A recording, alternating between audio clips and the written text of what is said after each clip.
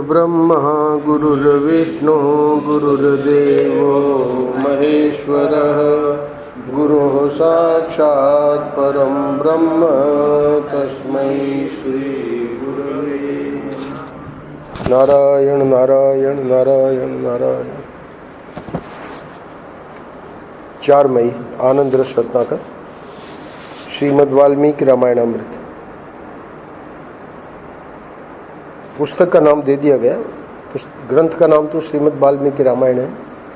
तो श्रीमद् वाल्मीकि रामायण पर जो महर्षि के प्रवचन हुए बिरला मंदिर में दिल्ली में, तो उन प्रवचनों का संकलन, उस पुस्तक का नाम है वाल्मीकि रामायणामृत। रामचरितमानस का तो उत्तर प्रदेश में काफ़ी प्रचलन है। वाल्मीकि रामायण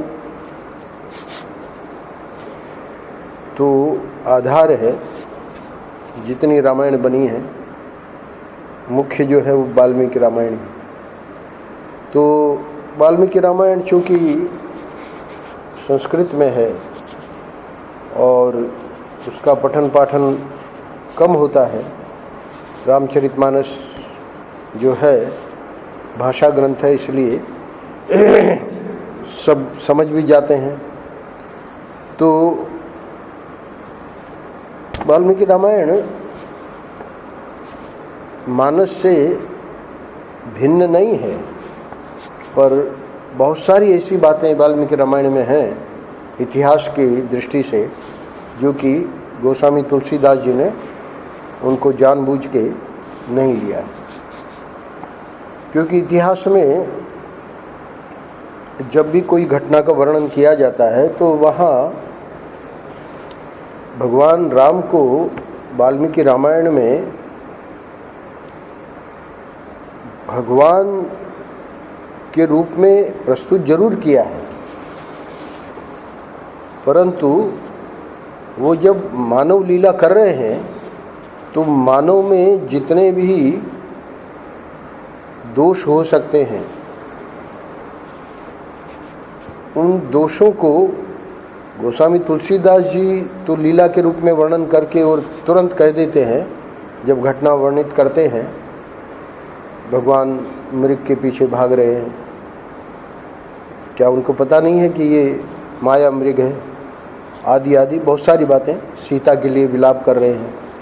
तो तुलसीदास जी करते क्या हैं कि ऐसे प्रसंगों में वर्णन करके और तुरंत अगली पंक्ति में लिख देते हैं कि ये भगवान है। यानी भूल नहीं करना कि ये तो लीला कर रहे हैं। और वाल्मीकि रामायण में ऐसा नहीं है, पदे पदे उनको भगवान कह के, जैसे तुलसीदास जी ने संभाला है प्रसंगों को, क्योंकि वो कभी भी तुलसीदास जी भक्त के हृदय में ये भाव नहीं आने देना चाहते कि हमारे भगवान दुखी हो रहे हैं या हमारे भगवान मोहित हो गए हैं, आदि आदि। तो वाल्मीकि रामायण का जो प्रस्तुतिकरण है वो अद्भुत है इतिहास की दृष्टि से और कई दृष्टियों से। तो इसलिए परम पूज्य महर्षि का एक वाक्य है श्रीमद् वाल्मीकि रामायण को लेकर और महाभारत को लेकर।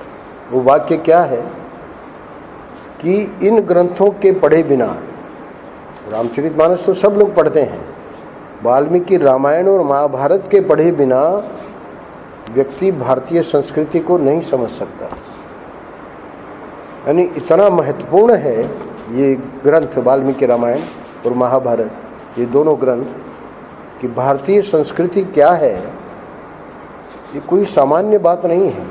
भारतीय संस्कृति में इतनी उदारता, इतनी व्यापकता, इतनी गंभीरता है ना, और जितनी संस्कृतियाँ पूरे विश्व में आई समय समय पर, वो सब समाप्त हो गई। एक भारतीय संस्कृति ही ऐसी है जो आज भी जीवित है। एक अद्भुत बात है। तो भारतीय संस्कृति को समझने के लिए महर्षि कहते हैं जो वाल्मीकि रामायण और महाभारत जिसने नहीं पढ़ा वो भारतीय संस्कृति को नहीं समझ। इसका अर्थ है कि रामचरितमानस के बातें तो है ही हैं वाल्मीकि रामायण में, पर उसके अतिरिक्त भी, जैसे आज का हम प्रसंग देखेंगे तो सीता जी कुछ अपने बारे में बतावेगी, तो वो रामचरितमानस में ये सब बातें नहीं हैं। उसको गोस्वामी जी ने जानबूझ के नहीं रखा है, क्योंकि जो भक्त हैं, सीता के जो भक्त हैं, है ना, उनका भाव जो है वो जगत जननी जगदम्बा है, वही रहना चाहिए, है ना। और यहाँ आज महर्षि जी की वाल्मीकि रामायण पे बोल रहे हैं बिरला मंदिर में, तो वहाँ जो भी प्रसंग है उसको वैसे ही रख रहे हैं। पर फिर भी महर्षि को 15 दिन में ही बोलना था। वाल्मीकि रामायण काफ़ी बड़ा ग्रंथ है। यहाँ तक मुझे स्मरण है श्रीमद् भागवत महापुराण से भी ज़्यादा श्लोक हैं वाल्मीकि रामायण में। 18,000 श्लोक भागवत में है, उससे भी ज़्यादा है, शायद 24,000 है। तो क्षमा दूसरों के लिए ही होनी चाहिए, अपने लिए नहीं। आज का पृष्ठ है। अब हम देखेंगे पृष्ठ में 16, 17, 18 यानी मूल प्रवचन में 3 पृष्ठों की सामग्री को संक्षेप में एक पृष्ठ में किया है। तो वहाँ महर्षि जो मुख्य बातें जो बता रहे हैं और हमको जो संदेश देना चाह रहे हैं, वो हमारे जीवन में बहुत बहुत बहुत काम का है। ये बात अलग है कि हम उसको जीवन में नहीं उतार पाएंगे, क्योंकि हम लोग प्रयत्न ही नहीं करते हैं, हमको लगता है इसकी आवश्यकता ही नहीं है। पर जो साधन भजन करने वाले हैं, जो भगवत प्राप्ति के मार्ग में लगे हुए हैं, है ना, जिनको भगवान के दर्शन चाहिए, तो वो तो उनको ऐसा करना ही पड़ेगा जो आज के पृष्ठ में कहा जा रहा है। क्या कहा जा रहा है? क्षमा दूसरों के लिए ही होनी चाहिए, अपने लिए नहीं। उसको, ये तो शीर्षक है, जो प्रसंग है उसको महर्षि ले रहे हैं। जब श्री रामचंद्र जी की जीत हो गई और ये संदेश हनुमान जी ने जानकी जी को दिया कि भाई जीत हो गई है।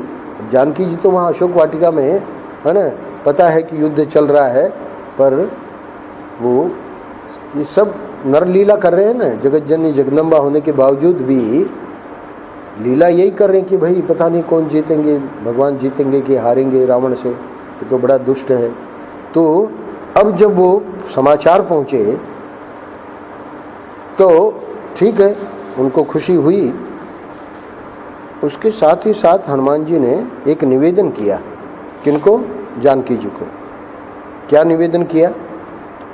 कहा कि माता, यहाँ राक्षसियाँ आपको बहुत कष्ट देती रही हैं। हनुमान जी को कैसे पता? अरे भाई, जब वो पता लगाने आए थे तब अशोक वाटिका में देखा था, है ना। रावण आया, रावण ने आके, वो तो ऊपर छुपे हुए थे वृक्ष पे, कथा आप सब लोगों को पता है। उसने बड़ी धमकियाँ दी, ऐसा वैसा किया, और उसके बाद राक्षसियों को कह दिया, है ना, इसको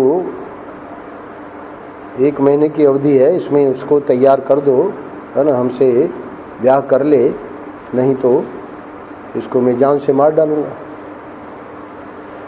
तो यानी कि राक्षसियों को अब सताना है। खैर हनुमान जी के रहते हुए तो वो सब नहीं हुआ, पर हनुमान जी को पता था कि राक्षसियाँ उनको बहुत त्रिजटा को छोड़ के, तो कहा कि माता, यहाँ राक्षसियाँ आपको बहुत कष्ट देती रही हैं, इसलिए आप आज्ञा करें तो मैं इनको, क्योंकि हम लोग जीत तो गए हैं, युद्ध में वहाँ जीत गए हैं, और हमारे लिए ये जो राक्षसियाँ हैं इनको ख़त्म करना तो बाएं हाथ का खेल है। तो मैं इनको अपने पंजों से नोच दूं, पाँवों से रोंद दूं और मार डालूं, ख़त्म कर दूं इनको। क्यों ऐसा क्यों करना चाहते हैं आप?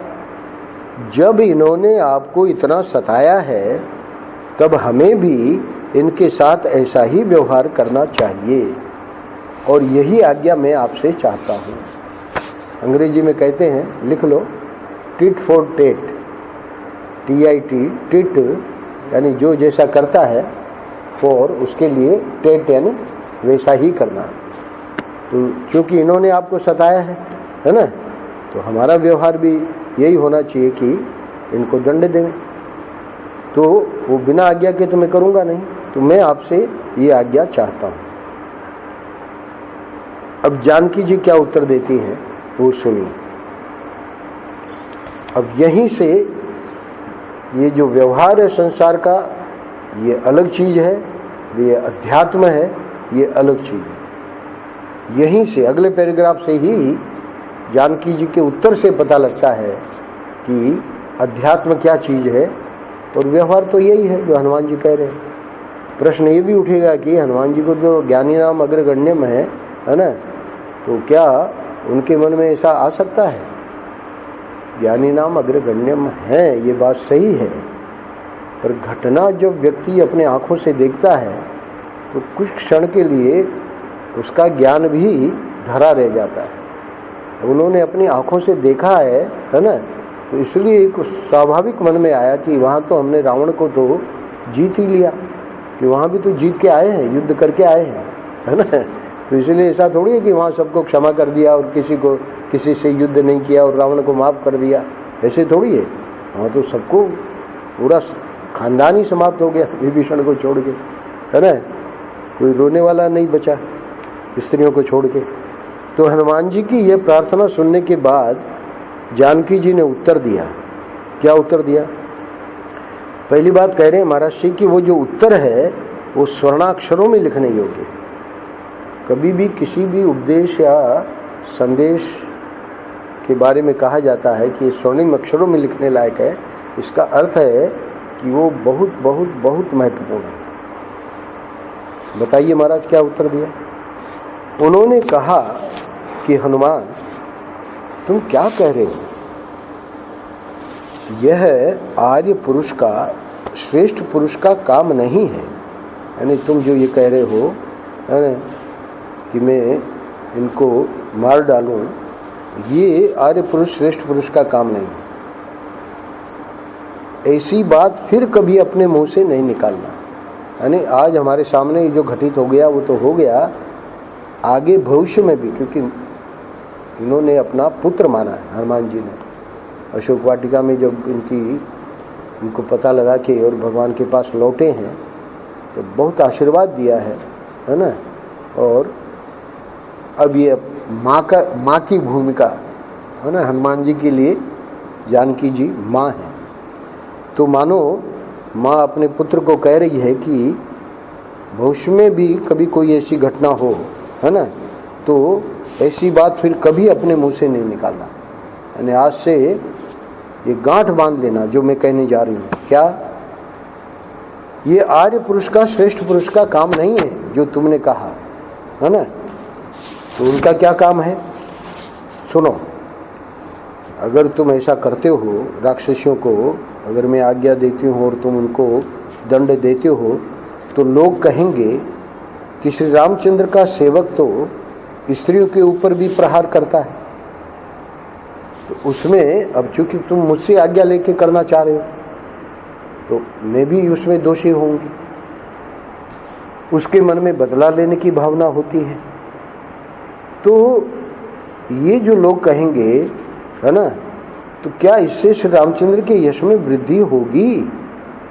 प्रश्न उठा रही हैं जानकी जी कि तुम हमको इसका जवाब दो। क्या जवाब?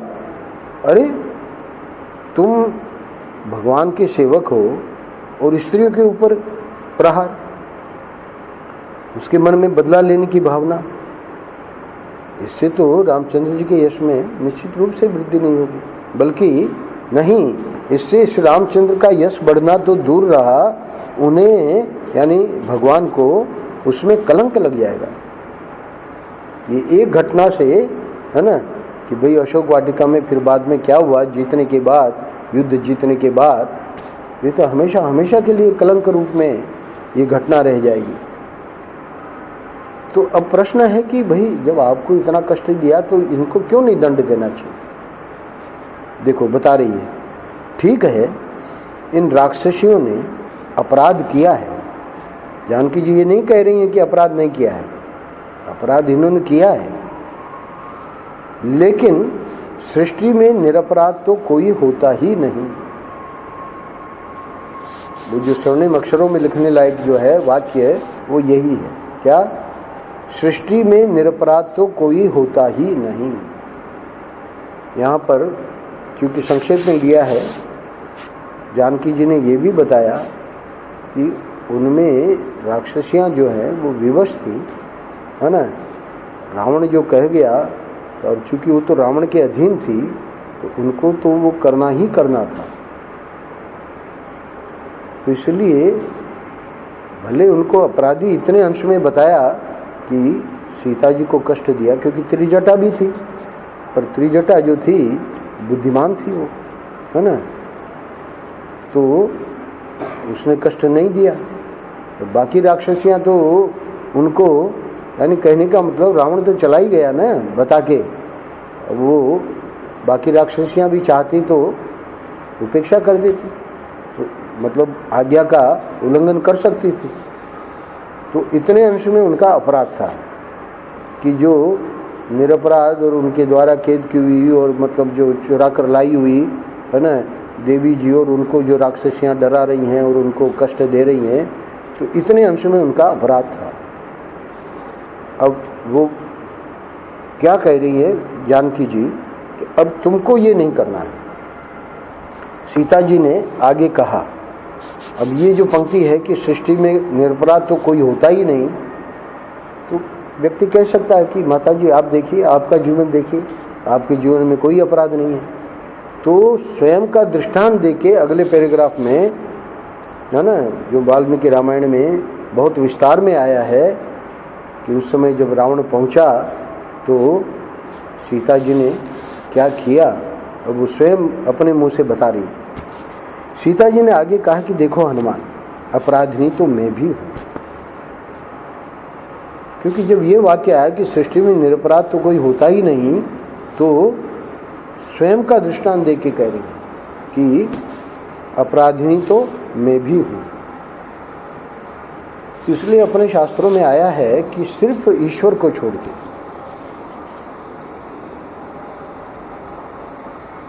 ईश्वर ही एकमात्र ऐसा है ना, जो निरपराध है। तो प्रश्न उठेगा कि ये तो जगतजननी जगदम्बा यानी भगवान की अर्धांगिनी है, तो जब हम ईश्वर कहते हैं तो उसमें इनका भी तो समावेश हो गया। और यहाँ मैंने जैसे बताया वाल्मीकि रामायण में इन पात्रों का मनुष्य रूप से चित्रण किया गया है, वहाँ जगत जननी जगदम्बा के रूप में नहीं। इसीलिए गोस्वामी तुलसीदास जी ने इस पूरे के पूरे प्रसंग को रामचरितमानस में नहीं लिया है, जो अभी मैं पढ़ने जा रहा हूँ। सीता जी ने आगे कहा कि देखो हनुमान, अपराधिनी तो मैं भी हूँ। जब मारीच ने मुझे धोखा देने के लिए मरते समय श्री लक्ष्मण का नाम लेकर पुकारा, तब लक्ष्मण तो उसकी माया को समझते थे और मुझे अकेली छोड़कर जाना नहीं चाहते थे। तो इतना तो वहाँ भी वर्णन है मानस में, है ना, पर आगे का वर्णन नहीं है। आगे क्या है कि जब वो छोड़कर नहीं जाना चाहते थे, मना कर रहे थे कि माता जी आप उनकी चिंता नहीं करें, है ना, उनको कोई कुछ नहीं कर सकता, तो सीता जो है वो काफ़ी नाराज हो गई। देखिए क्या कह रहे हैं कि वो माया को समझते थे और मुझे अकेली छोड़कर जाना नहीं चाहते थे, परंतु उस समय मैंने उनको कटु वचन कहकर पीड़ित किया। क्या कटु वचन किए पता है?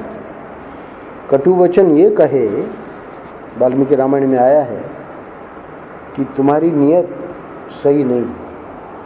हम लोग जंगल में हैं, अब जब भाई के ऊपर वहाँ कष्ट है और मैं तुम्हें कह रही हूँ कि तुम जाओ, तुम मना कर रहे हो, तो इसका अर्थ है कि तुम्हारी नियत जो है वो ठीक नहीं है हमारे लिए, हमारे प्रति।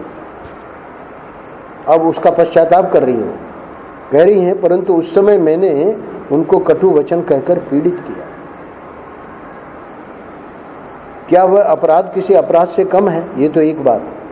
दूसरी बात, अच्छा उस अपराध का प्रतिफल जो मुझे मिला वह तुम्हारे सामने है ना, तुम खुद आए थे देखने, तो राक्षसियाँ जो हमको कष्ट दे रही थी तो हमारे अपराध का ही फल था। उसी अपराध का यह परिणाम हुआ कि रावण साधु के वेश में आया और मैं उसको पहचान न सकी, है ना। तो इधर जैसे ही हालांकि कटु वचन जब नहीं सहन कर पाए भगवान लक्ष्मण जी, तो उन्होंने लक्ष्मण रेखा खींच के और चले गए। अब वो जो अपराध हुआ तुरंत उसका फल देखिए क्या हुआ। वो कह रही हैं कि उसी अपराध का ये परिणाम हुआ कि रावण साधु के वेश में आया और मैं उसको पहचान न सकी। कहाँ पहचाने, वो तो ये जान रही थी कि साधु है। अच्छा, और वहाँ वाल्मीकि रामायण में बड़ा विस्तार में वर्णन है क्या, वह मेरे सौंदर्य माधुर्य की प्रशंसा करने लगा। ये सब यहाँ मानस में नहीं है। और मैं उसे सुनती रही, फिर मैंने उसका आतिथ्य भी किया। पहला अपराध लक्ष्मण को कटु वचन, चलो वो चले गए बेचारे। इधर साधु वेश में आया है, नहीं पहचाना, वो सौंदर्य और माधुर्य की उसकी प्रशंसा कर रहा है, तो ये प्रसन्न हो रही है ना, सुनती रही। और मैंने उसका आतिथ्य भी किया। इसलिए लक्ष्मण के प्रति कटु वचनों का प्रयोग और रावण के प्रति आतिथ्य का भाव मेरा अपराध ही था। सीता जी इस प्रसंग में बता रही हैं, महर्षि हम लोगों को ये बता रहे हैं कि सृष्टि में निरपराध तो कोई होता ही नहीं। व्यक्ति कह सकता है कि हम अपने लिए कह सकता है कि हम निरपराध हैं, हमने अपनी जिंदगी में कोई अपराध नहीं किया। सीता जी ने आगे कहा कि हनुमान असल में जो सत्पुरुष का तिरस्कार करता है उसकी गति ऐसी होती है जैसी मेरी हुई। यहाँ सत्पुरुष का मतलब लक्ष्मण जी जो हैं वो सत्पुरुष थे, और मैंने अपने अज्ञान के कारण, है ना, उनको इस प्रकार से समझा कि इनकी नियति साफ नहीं है, तो वो गति ऐसी ही होनी है जो हमारी हुई। यानी राक्षसों ने इतना कष्ट वष्ट दिया तो हमारे अपराध का ही दंड है। मुख्य बात हमको आज के पृष्ठ से क्या सीखनी है, महर्षि अब पूरा प्रसंग सुना के हम लोगों को बता रहे हैं, उपदेश कर रहे हैं। वास्तव में अपराध तो सबसे होते हैं। सृष्टि में ऐसा कोई नहीं होता जिसके जीवन में कुछ न कुछ अपराध न हुआ हो। होता यह है कि जब दूसरा अपराध करता है तब तो हम उसको दंड देने के लिए डंडा लेकर खड़े हो जाते हैं, लेकिन जब हम अपराध करते हैं तब अपने लिए क्षमा चाहते हैं। ईसा मसीह, हिंदी में ईसा मसीह कहते हैं, अंग्रेजी में जीसस क्राइस्ट। तो जीसस क्राइस्ट ईसा मसीह जा रहे थे, देखा कि बड़ी भीड़ जमी हुई है, सब गोलाकार में लोग खड़े हैं और सबके हाथ में पत्थर है और बीच में कोई व्यक्ति खड़ा है।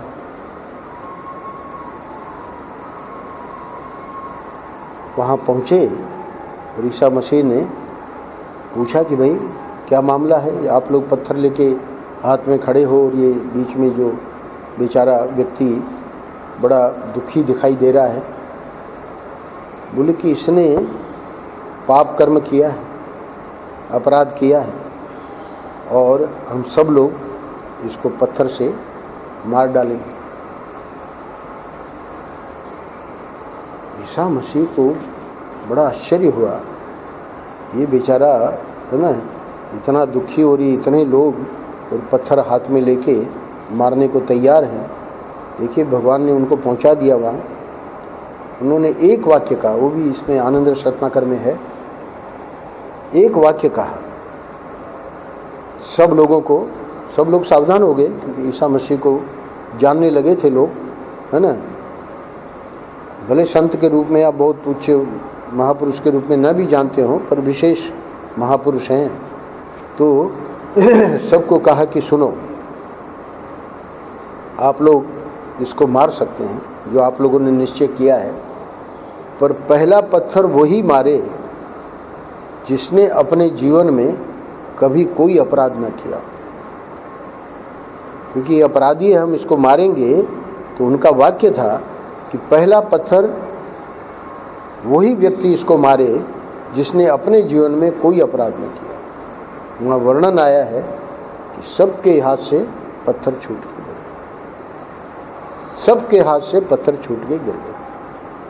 परम पूज्य महाराज जी कह रहे हैं कि होता यह है कि जब दूसरा अपराध करता है तब तो हम उसको दंड देने के लिए डंडा लेकर खड़े हो जाते हैं, लेकिन जब हम अपराध करते हैं तब अपने लिए क्षमा चाहते हैं। अब हमको क्या शिक्षा लेनी है आज के पृष्ठ से, वो बताने जा रहे हैं। होना यह चाहिए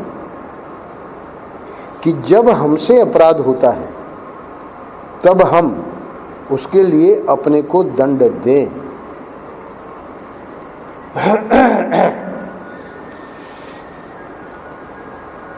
रमणानंद जी महाराज आए थे, शंख और लिखित, ये महाभारत का जो प्रसंग है, दोनों भाई थे। वो कहते हैं कि हमारे जीवन में वो महाभारत का प्रसंग हमने पढ़ा, उसका बहुत असर पड़ा। बड़े भाई कहीं गए हुए थे, छोटे भाई मिलने गए तो चलो कोई बात नहीं, भाई नहीं है ना, अलग था आश्रम बगीचा। और यहाँ तक कि वहाँ का राजा भी जानता था कि ये दोनों बड़े पवित्र आत्मा हैं और अपना साधन भजन करते हैं। तो वो जो लिखित जो भी हो, क्योंकि नाम में गड़बड़ हो सकती है, तो छोटा भाई पहुंचा, देखा कि भैया तो नहीं है। आम का या जो भी है, फल का सीजन था, फल लगे हुए थे, तो फल ले लिया, एक पका हुआ पाने लगा। उतने में बड़े भैया आ गए, देखा कि फल खा रहे हैं। पूछा, किससे पूछ के तुमने ये फल लिया? अब ये तो भैया के बगीचे में गए हैं, कोई पराये का तो बगीचा है नहीं। तो बोले पूछा तो हमने किसी से नहीं। तो बोले ये अपराध है। अब वो भाई भी शास्त्रों का तो जानकार था ही। बोले इस अपराध का दंड मैं नहीं दूंगा, तुम राजा के पास जाओ। इसने बहुत कहा कि भैया आप ही दे दीजिए, है ना, जो भी दंड है, मुझसे अपराध हुआ, क्षमा नहीं मांगी, आप दंड दे दीजिए। बोले नहीं, दंड देने का अधिकार जो है राजा को है। गया, भाई ने जब आज्ञा कर दी तो गया। राजा ने कहा कि भाई ऐसी कोई बात नहीं है ना, भाई के इसमें राजा कह रहा हम तुमको क्षमा करते हैं, है ना, जाओ भैया को कह दो। अब ये कहता है कि नहीं, आपको दंड देना ही पड़ेगा, क्योंकि भैया ने कहा कि दंड लेके आना, बिना दंड लिए मत आना। अब राजा क्षमा कर रहा है और इन्होंने साफ मना कर दिया। तो दंड का उस समय जो भी था प्रावधान, दोनों हाथ काट लिए गए, क्योंकि इसकी जिद्द थी। तो दोनों हाथ कटे हुए वहाँ आए भाई के पास, राजा ने दंड दे दिया। वहीं बगीचे के बगल में ही नदी थी। बोले जाओ, बड़े भाई ने कहा नदी में जाके स्नान करो। नदी में स्नान करने के लिए प्रवेश हुआ और देखा, क्योंकि तर्पण वगैरह करते हैं नदी में, तो जैसे ही मन में, उसके लिए भी आज्ञा तो दी थी, पर बिना हाथ के क्या तर्पण करेगा, है ना। तो जैसे ही वो मन में आया कि भैया ने तर्पण करने के लिए भी कहा है, उतने में ही देखा कि दोनों हाथ फिर से आ गए।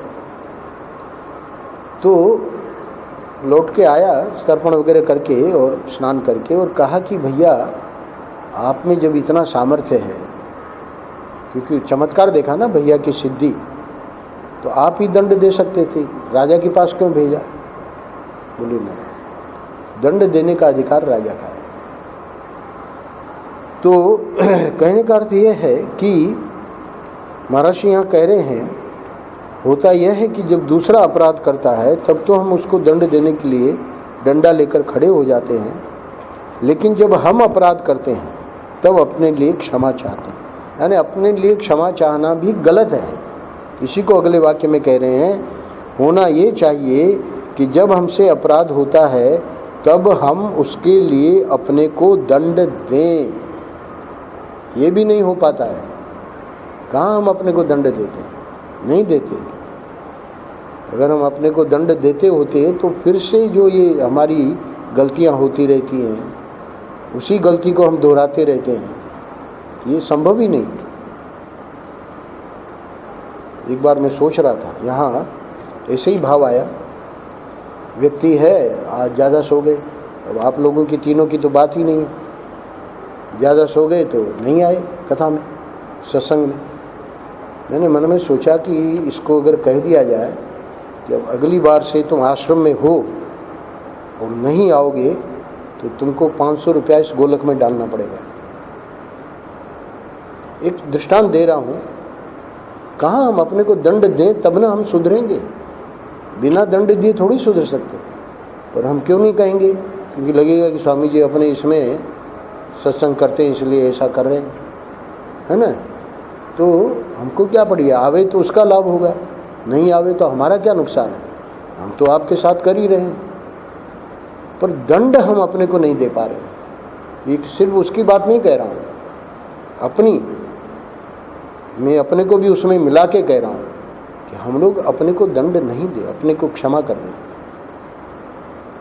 इसलिए कह रहे हैं, होना ये चाहिए कि जब हमसे अपराध होता है तब हम उसके लिए अपने को दंड दें, और दूसरा जो कोई अपराध करता है उसके लिए उसको क्षमा करें।